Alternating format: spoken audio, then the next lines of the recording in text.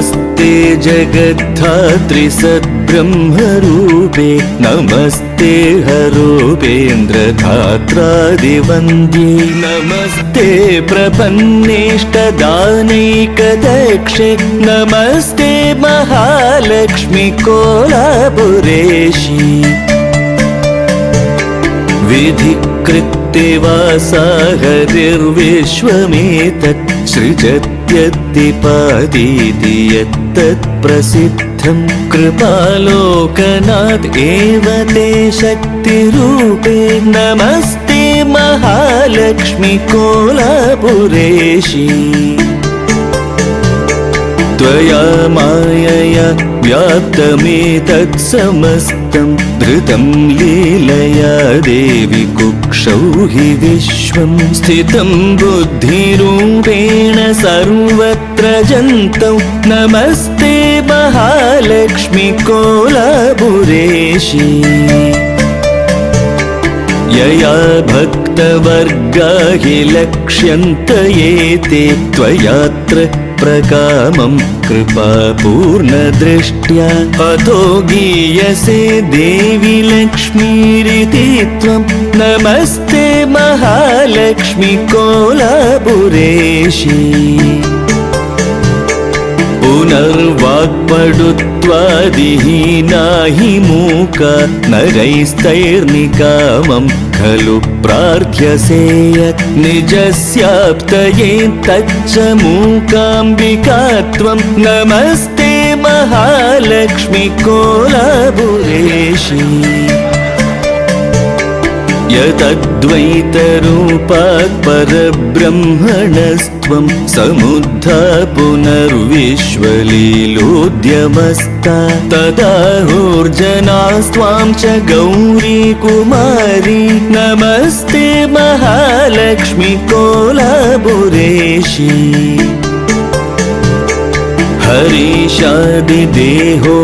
हरीशादिदेहोद्धतेजोमय प्रस्फुरच्चक्रराजाख्यलिङ्गस्वरूपी महायोगी कोलर्षि हृत्पद्मगेहे नमस्ते महालक्ष्मी कोलापुरेशी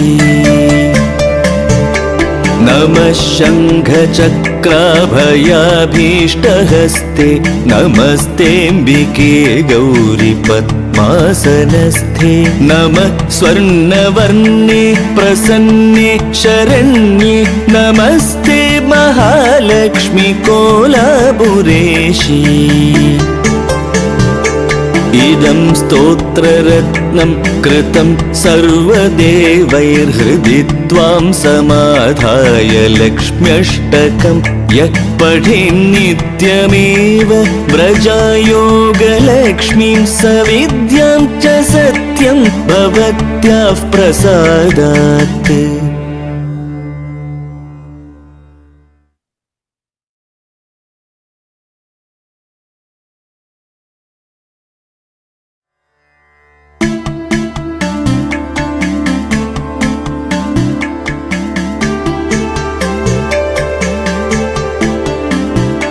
नमस्ते जगद्धात्री सद्ब्रह्मरूपे नमस्ते हरूपेन्द्रधात्रादिवन्द्ये नमस्ते प्रपन्नेष्टदानैकदक्षे नमस्ते महालक्ष्मी कोलापुरेशी विधिकृत्ते वासा हरिर्विश्वमेतत् सृजत्यद्दिपादीति यत्तत्प्रसिद्धं कृपालोकनाथ एव ते शक्तिरूपे नमस्ते महालक्ष्मी कोलापुरेशी त्वया मायया व्याप्तमेतत् समस्तं धृतं लीलया देवि कुक्षौ हि विश्वं स्थितं बुद्धिरूपेण सर्वत्र जन्तौ नमस्ते महालक्ष्मी कोलापुरेशी यया भक्तव